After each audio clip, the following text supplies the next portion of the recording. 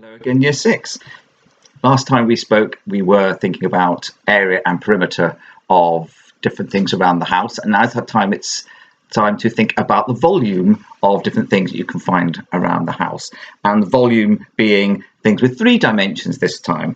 And I've got something here again just to help us to start. He has lent me his box of dog food. So this is Archie from last time, and he has lent me a box of his dog food, which reminds me, it looks like I need to buy some more.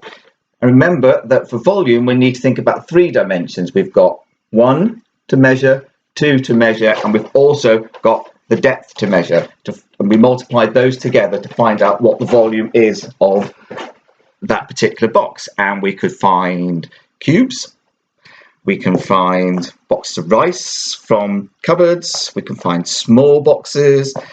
We can find tins.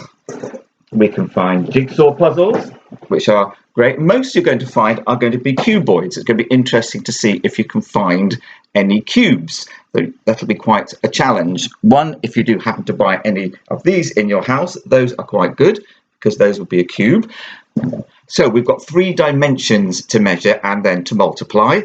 And if you find you've got bits of centimetres again, then you can always round them to the nearest centimetre, and then you can make the multiplication a bit easier.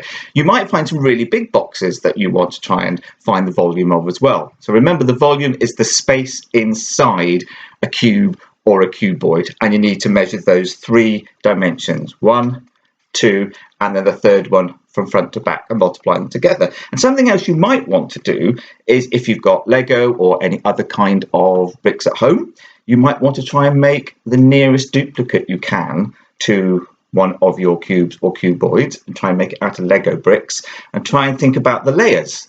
You might want to make the layers of cubes different colours, the layers of bricks different colours, I should say.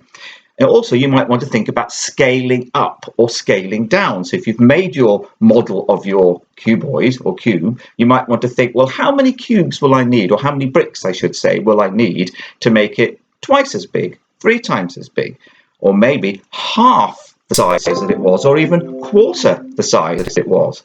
So there's a little challenge for you for this week, to think about finding the volume of different things around the house, different boxes, different packaging, particularly if it's cubes and cuboids, and also to try and think about making models of some of them and scaling them up or scaling them down, so they're twice as big, 3 times as big, or just half the size. Okay, so good luck.